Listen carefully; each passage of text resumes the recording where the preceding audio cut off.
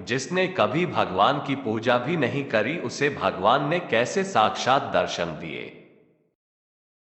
दोस्तों, भगवान से सच्ची भक्ति कौन नहीं करना चाहता है। सभी चाहते हैं कि मेरा भगवान के साथ एक लगाव हो और भगवान के प्रति मेरी भक्ति सच्ची हो। तो लीजिए, आज हम आपको एक ऐसी कहानी सुनाने जा रहे हैं जिसे सुनकर आपको बहुत अच्छा लगेगा।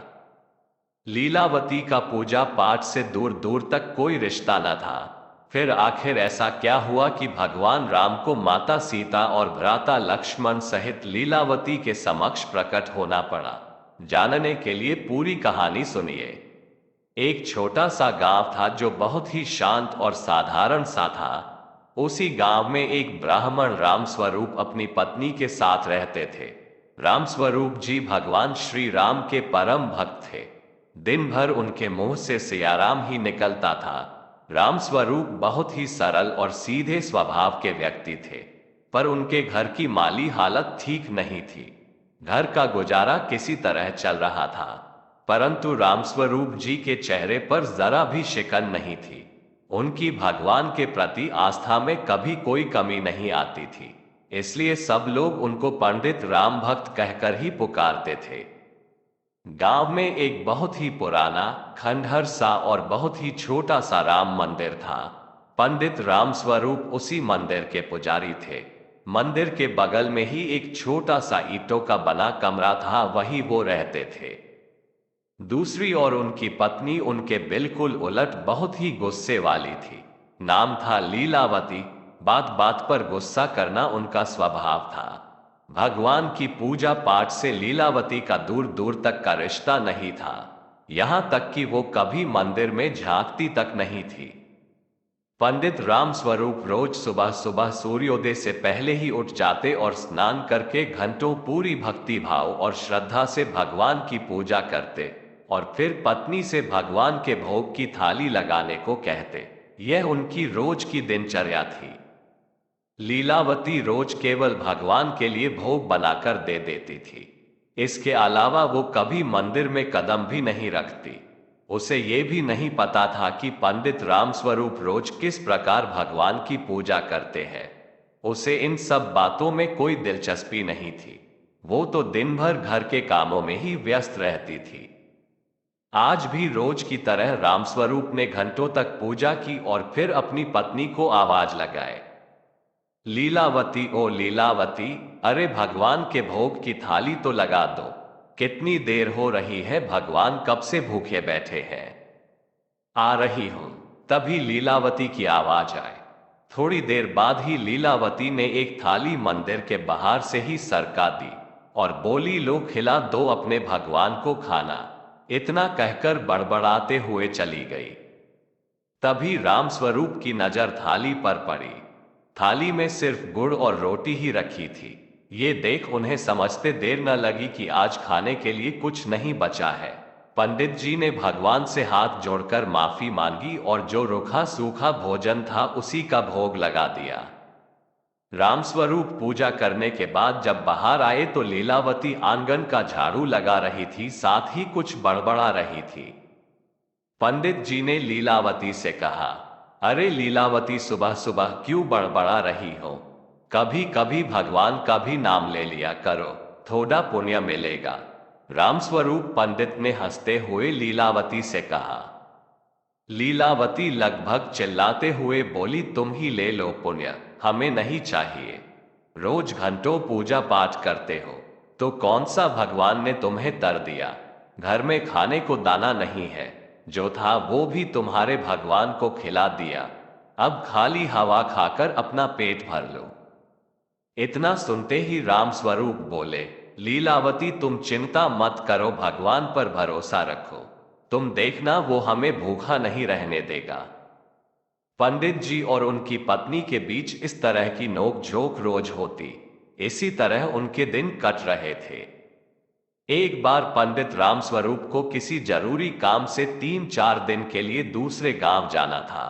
पंडित जी बहुत ही परेशान और चिंतित थे कि आखिर उनकी अनुपस्थिति में उनके भगवान का ख्याल कौन रखेगा, परंतु जाना भी जरूरी था। दूसरे दिन पंडित रामस्वरूप ने पत्नी से कहा, देखो लीलावती, मुझे जरूरी काम से दूसरे गांव 3-4 दिन के लिए जाना पड़ रहा है।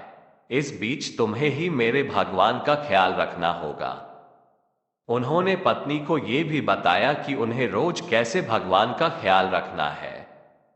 तुम रोज सुबह सबसे पहले भगवान को उठाना, उन्हें स्नान कराकर भोग लगाना और रात्रि होने पर उन्हें सुला देना। लीलावती बीच में ही टोकते हुए बोली, हाँ हाँ मुझे सब पता है, अब जाओ देर हो जाएगी। दूसरे दिन लीलावती सुबह सुबह उठकर काम करने लगी कि तभी उसे याद आया कि उसे तो भगवान को भी उठाना है। वो मंदिर के अंदर गई और बोली, उठो राम जी, भोर हो गई है, जल्दी उठ जाओ, कहकर वो वापस अपने काम में लग गई। कुछ देर बाद वो फिर मंदिर में गई। उसने देखा भगवान तो अभी भी वही की वही खड़े हैं।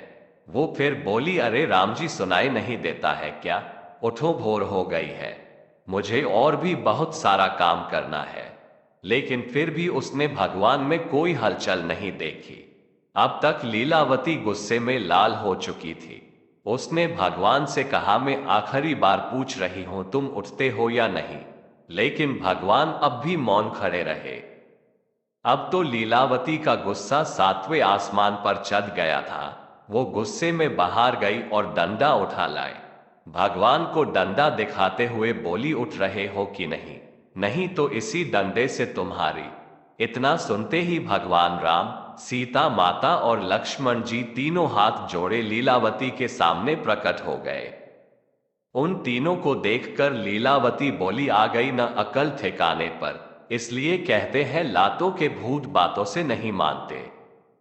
तभी श्री राम हाथ जोड़कर बोले, माता हमारे लिए क्या आज्ञा है?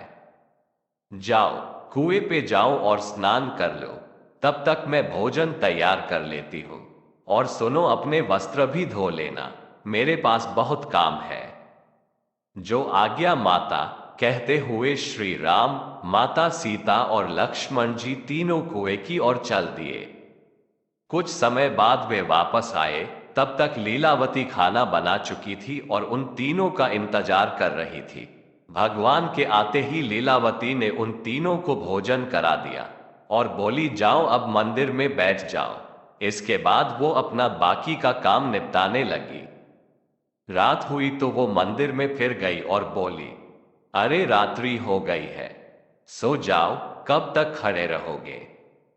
दूसरे दिन भी वो सुबह जब उठाने गई और भगवान 1-2 बार उठाने से नहीं उठे तो वो फिर डंडा लेकर आ गई। डंडा देखते ही तीनों भगवान प्रकट हो गए और लीलावती के सामने हाथ जोड़कर खड़े हो गए। लीलावती ने फिर उन्हें स्नान के लिए कुएं पर भेजा और भोजन कराकर अपने बाकी के काम निपटाने में लग गई।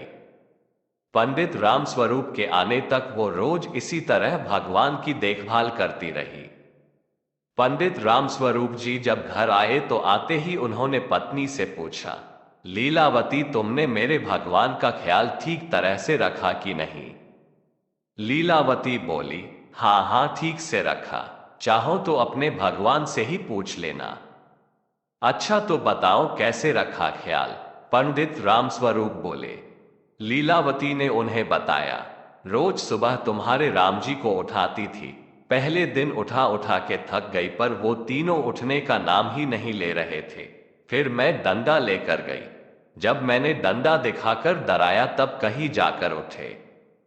इतना सुनते ही रामस्वरूप चिल्ला पड़े, लीलावती, ये तुम क्या कह रही हो? तुमने भगवान को डंडे से डराया तो क्या करती? वो मेरी बात ही नहीं मान रहे थे। ये सुनते ही पंडित रामस्वरूप सिर पकड़कर बैठ गए। लीलावती ने आगे बताया, उठाने के बाद उन्हें स्नान करने के लिए कुएं पर भेजती थी। उसके बाद भोजन करा देती थी और रात्रि होने पर सुला देती थी। इतना काम ही तो बोला था ना। पंडित रामस्वरूप लीलावती की बातें सुनकर अवाक रह गए। वह सोच रहे थे, लीलावती ये क्या बोले जा रही है? ये पागल तो नहीं हो गई? उन्होंने लीलावती से पूछा, लीलावती, तुम्हारी तबीयत तो ठीक है न? ये तुम क्या बोले जा रही हो? मेरी तबीयत को क्या होना है, मैं बिल्कुल ठीक ठाक हूं। लीलावती गुस्से से बड़बड़ाए। पंडित जी को अपनी पत्नी की बातों पर जरा भी विश्वास नहीं हो रहा था। वो तुरंत उस जगह गए जहां भगवान विराजे थे। पंडित ने देखा कि भगवान की मूर्तियां तो वैसे की वैसे ही रखी हुई थी। पंडित दौड़कर उस कुएं पर गए जहां लीलावती ने तीनों भगवान को स्नान करने भेजा था। जब वो कुएं पर पहुंचे तो उनके आश्चर्य का ठिकाना नहीं रहा। वहां रखी टूटी फूटी बाल्टी सोने की बन चुकी थी। बगल में भगवान के वस्त्र रखे थे, वो भी सोने के ठेर में बदल चुके थे। फिर रामस्वरूप भागे भागे उन बर्तनों के पास पहुंचे जिसमें भगवान ने भोजन किया था। सभी बर्तन जिसमें भगवान ने भोजन किया था सोने के बर्तनों में बदल चुके थे। अब तक रामस्वरूप को यकीन हो चुका था कि लीलावती सही कह रही थी। पंडित रामस्वरूप ने दौड़कर भगवान के चरण पकड़ लिए और रोने लगे। प्रभु, मैं आपकी रोज घंटों पूजा करता हूं, पर आज तक आपने मुझे कभी दर्शन नहीं दिए। लेकिन लीलावती के एक बार ही सच्चे मन से आपको पुकारने पर आप स्वयं माता सीता, लक्ष्मण जी सहित मेरी कुटिया में पधारे। मैं धन्य हो गया भगवान, मैं धन्य हो गया। इसलिए कहते हैं भगवान सदैव निस्वार्थ और सच्ची भक्ति की ही आशा रखते हैं। लीलावती भगवान की भक्त नहीं थी, अपितु उसने जो कुछ भी किया निस्वार्थ भाव से किया, क्योंकि उसके पति उसे भगवान का ख्याल रखने को कह गए थे और वो वही कर रही थी जो भगवान को भा गया और वो उसके समक्ष प्रकट हो गए। अतः भगवान को केवल सच्चे और निस्वार्थ भाव से पुकारो तो वे अपने भक्त की पुकार अवश्य ही सुनते हैं। दोस्तों, मेरा यह वीडियो बनाने का मकसद ये था जिससे आपकी भक्ति भी भगवान के प्रति सच्ची हो। दोस्तों, अगर सच्चे मन से भगवान की भक्ति की जाए तो भगवान जरूर हमें दर्शन देते हैं, चाहे वह दर्शन किसी भी रूप में दे। अगर आपको मेरी यह कहानी अच्छी लगी तो आप प्लीज हमारे इस चैनल को लाइक और सब्सक्राइब जरूर करना और बेल आइकन को भी दबा देना, जिससे आप तक हमारी वीडियो सबसे पहले पहुंच सके। ऐसी ही वीडियो देखने के लिए आप प्लीज हमारे इस चैनल को सब्सक्राइब करें और बेल आइकन को जरूर दबा दें।